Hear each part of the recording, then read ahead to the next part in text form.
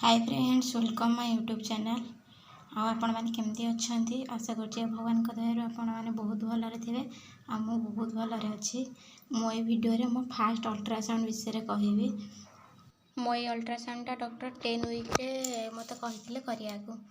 मु 10 वीक रे अल्ट्रासाउंड करिथिली।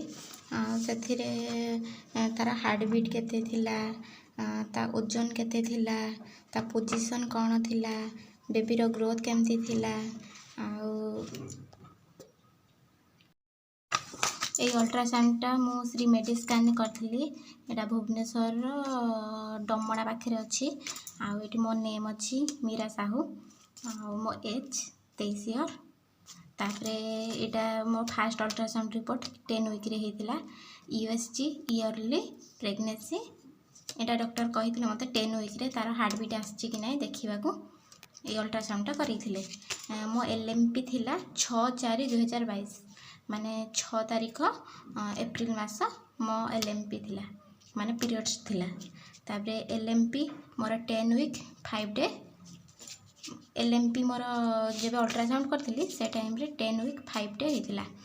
आउ यूएसजी माने जो अल्ट्रासाउंड रे 10 वीक 4 डे देखौथिला। आउ मोर ईडीटी माने एक्सपेक्टेड डिलीवरी डेट मोर 11/1/2023 थिला।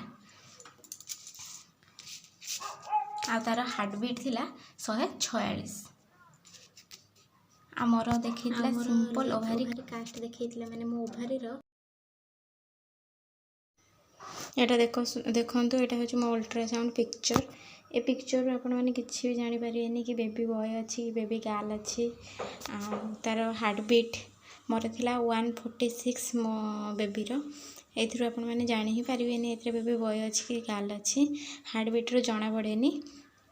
आपणकर 140 रो ऊपर को भी जन जनकर थाए बेबी बॉय हो जाए, जन जनकर 140 रो ऊपर को थाए भी बेबी गर्ल हो जाए।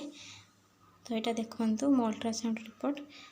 जदि आपको ये वीडियोटा भल लगी तो प्लीज़ लाइक करदे, शेयर करदे और सब्सक्राइब करदे।